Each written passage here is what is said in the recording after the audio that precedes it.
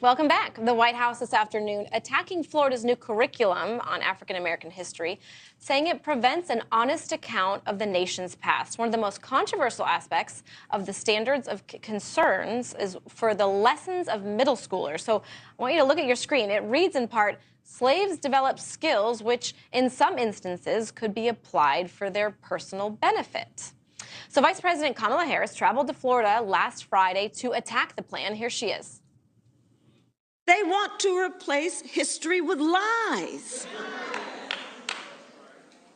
Middle school students in Florida to be told that enslaved people benefited from slavery. They insult us in an attempt to gaslight us, and we will not have it. And we will not have it. Governor Ron DeSantis, as you probably know, has weighed in on social issues in the past, defended the curriculum. Here he is. You should talk to them about it. I mean, I didn't do it, and I wasn't involved in it. But I think what they're doing is I think that they're probably going to show some of the folks that eventually parlayed, being a blacksmith into doing things later in life. But the reality is, all of that is rooted in whatever is factual. All right, let's go to our panel now. I'm not taking a stance, Scott. I want to turn with you. I have an honest observation here. The vice president, and again, I said I don't have an opinion. The vice president was very strong in her response, and then we heard the governor. I don't feel as if he had a strong response on that. That's called the runaway. I didn't have anything to do with it, if you will. Well, that's a pretty powerful statement that the Florida Education Group put out.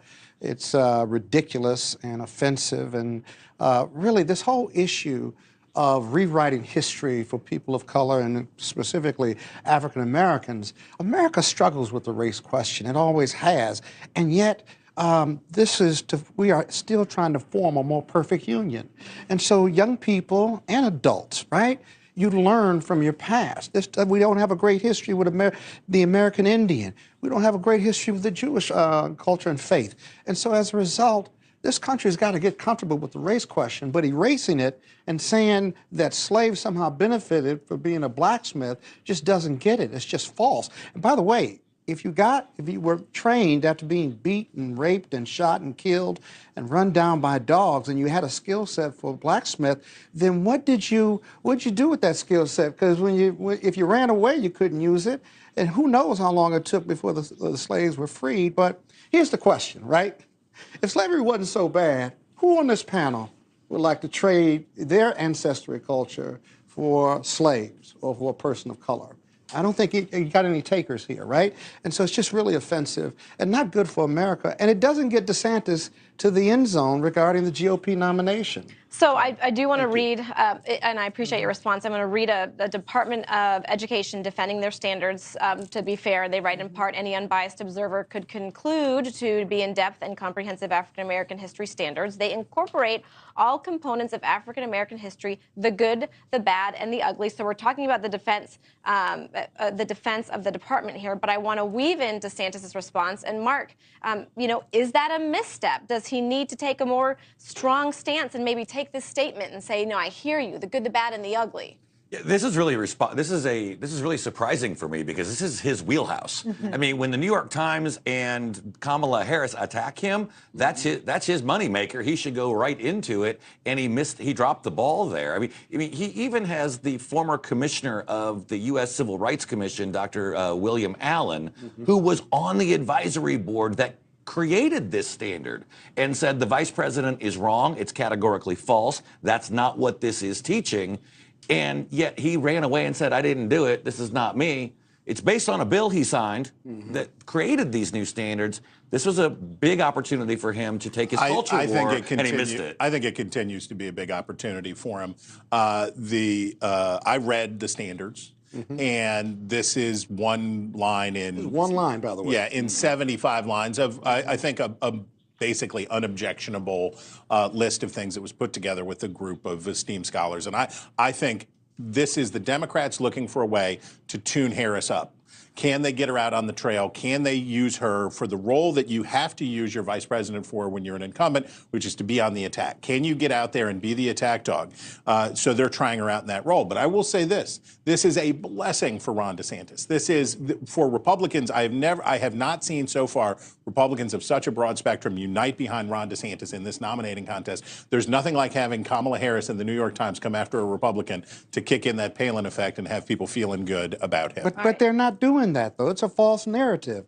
And they're running from it. Republicans and Democrats are running from this one line. They should take that one line out, quite frankly. And I don't think it hurts them politically to do that. When you control a man's thinking, you do not have to worry about his actions. He will find his proper place and stand in it. And that's a quote by Dr. Carter G. Woodson. The traditional role of schools for Black children must be changed in order to make them functional and relevant in the lives of Black Americans.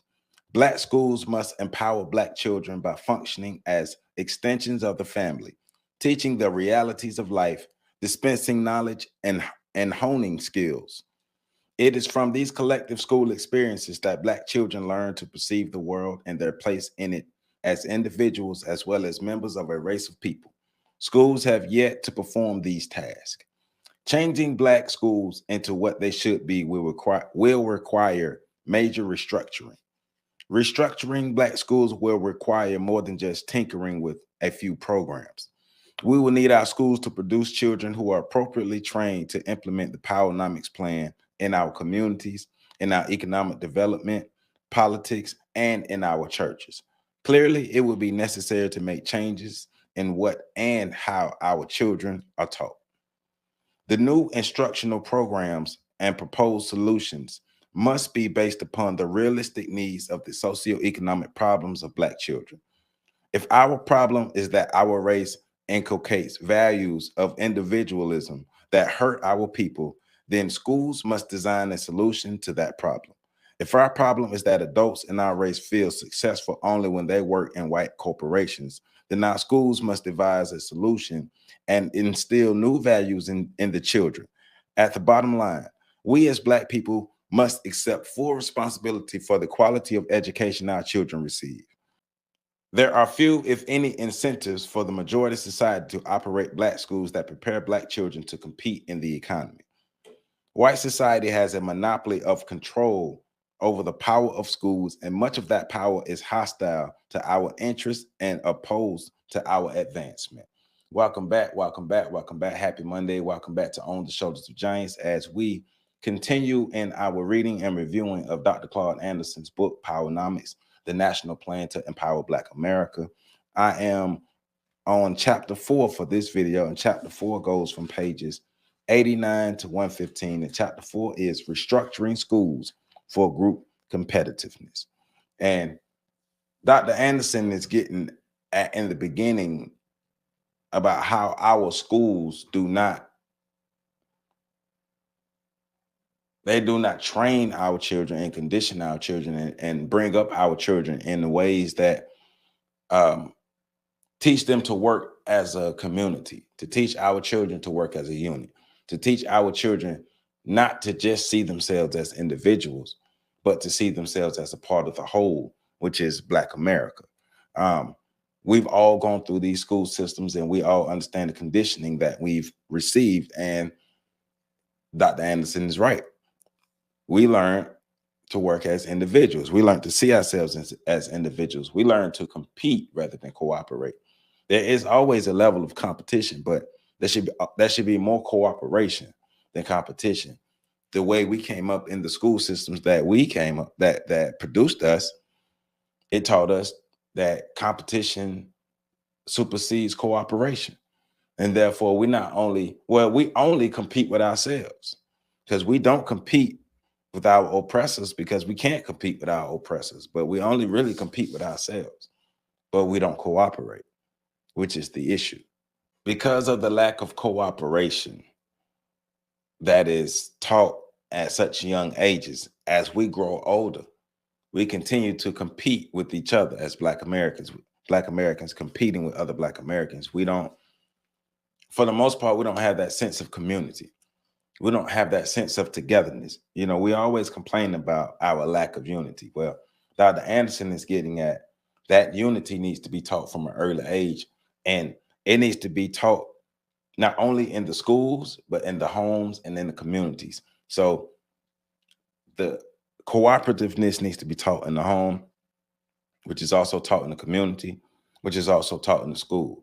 The school and the community needs to be an extension of the home. The home needs to be an extension of the community and the schools. It's working together, being codified as adults and teaching our children to be codified, teaching our children the codes. So that's what we're getting at today. So let's jump back in it. Okay, so Dr. Carter G. Woodson said in The Miseducation of the Negro, Blacks are the only group of people who take their most precious possessions, their children, and ask their oppressors to educate them and to mold and shape their minds. Today, Blacks are totally dependent upon the majority society to prepare Black children to compete with white children. White control of Black schools presents a conflict of interest for the majority society, whose primary interest is in its own children. As long as Black people continue to wait on white society to educate their children, they will be waiting for a long time. We still complaining. I'm 39 years old, and all I know is all my life, Black people have been complaining about how the schools, for one, don't teach Black history, but the schools only prepare Black children to be workers and cogs in the wheel of the white system. Well, yeah. Well, what else they're supposed to do? I mean, they brought us here to be a labor class. Why wouldn't they continue making us a labor class? It doesn't make sense for the oppressed to be educated by the oppressors. It just don't make no sense, especially if the oppressor wants to continue being an oppressor. Now, education is a piece of it, but that's what I like about this chapter. Dr. Anderson is going to get at how important education is, but education is only a piece of the puzzle. It's not the answer. Black America must educate its children through community-based partnerships between students, teachers, parents, churches, and businesses. The same building principles that were useful in rebuilding our communities can be applied to schools, which are essential institutions and functional communities. Schools are the communities in and of itself that should be built based upon a strong sense of community, trust, cooperation, and group accountability. When teachers, children, and parents work together toward group goals, they naturally evolve into a community of interest that they control. And he's also talking about schools should be preparing children for the realities of life, to go out into the real world and compete and excel in the real world. Schools shouldn't put ideas in children's mind that, okay, this is the ideal world that we should live in, and we're going to prepare you for the ideal world that we live in. No, you have to prepare them to compete and excel in the world that they actually live in. And once you are able to successfully compete and gain victories in the real world, you can begin to create the ideal world that you want. But you first got to get the crown. If you don't have the crown, you can't do nothing. But you got to have the resources and the education to do that as well. We're starting from the bottom. We got to remember that we're starting from the bottom with no resources, little to no resources, a lot of education, but little to no resources. So how do we restructure this to make sure that our schools are properly teaching our children to raise Black America to be competitive, rather than just sending our children to get a good education, to get a good job, and be another cog in the wheel for white supremacy? Page 90, what does Black America needs from its schools? Any plan to empower Black America must have the involvement of Black schools to prepare the human or intellectual capital that we need to carry out the plan. Under the right circumstances, education can empower an individual or a group by conveying knowledge, skills, values, culture, or attitude. If we're going to effectively deal with this nation's structural inequality and the inappropriate behavior patterns of some Blacks, then schools must accept the burden of producing the human capital we need to achieve these critical objectives. Otherwise, we will have the blind leading the blind. Nothing underscores racial inequality of power and wealth more than this nation's educational system. The question is, how can schools that are underfunded and ill-equipped produce Black children that are competitive with white children? We need an educational model that meets and serves the specific needs of Black children. The test of a model, the test of a model is whether it empowers Blacks to compete in political and economic markets, nothing more and nothing less. For schools, preparing Black America to compete means removing the chains of inappropriate behavior and teaching them to see, think, and behave anew. The classroom education must be relevant to the real world outside of the school, and Black children should learn more in classrooms than they do in the streets. I agree. Black children need schools to teach them how to live a life and earn a living in an increasingly pluralistic and competitive world. Only when schools are able to perform these functions, they will be able to close the learning gap between Blacks and whites and other ethnic groups. Right. So once again, our schools we have to restructure our schools. We have to think different about what education is and how education serves us as a whole. We don't need people to give us handouts as far as money. We need the proper resources to build our own structures, to build our own economy. Nations have to build for themselves. Empowerment is giving people knowledge and resources to build up themselves, right? So if anybody is going to empower us, if we are going to empower us, it has to come in the form of information and resources. Knowing how to use the resources, knowing how to get the resources, understanding the power of the resources, understanding the usefulness of the resources that we have. So this is a total changing, a total paradigm shift once again of how we want to rear our children, how we want to bring our children up behind enemy lines in the system of white supremacy, right? We have to totally understand that behind enemy lines in the system of white supremacy. So how do we properly empower our children to be able to build what we need for ourselves for proper self-sufficiency, real self-sufficiency, not taking handouts that comes with strings, right? So one of the things that Dr. Anderson is still getting at is education by itself doesn't change our conditions, and we have enough evidence to prove that just gaining an education alone does not change our system. He says, educational achievement by itself cannot override structural racism and make Blacks politically and economically self-sufficient or competitive. This is true because education is a determiner of class, but does not transcend or eradicate racial boundaries for Blacks. We can gain all the education we want, and we can see that happening now. Especially for Black women. Black women are going to college at exponential rates, but our overall conditions and our overall position is getting worse in America. The overall position for Black America as a whole in America is getting worse. We're becoming fourth-class citizens. We've already slipped down to third class. We've gained a lot of education over the years, but once again, where's the forward movement? Are these trees bearing fruit? Are these trees bearing tangible fruit, not figurative fruit, not fruit that makes us feel good? Literal fruit, tangible fruit, actual outcomes. These are the things that we need. Our time, the time is critical. Our position is critical.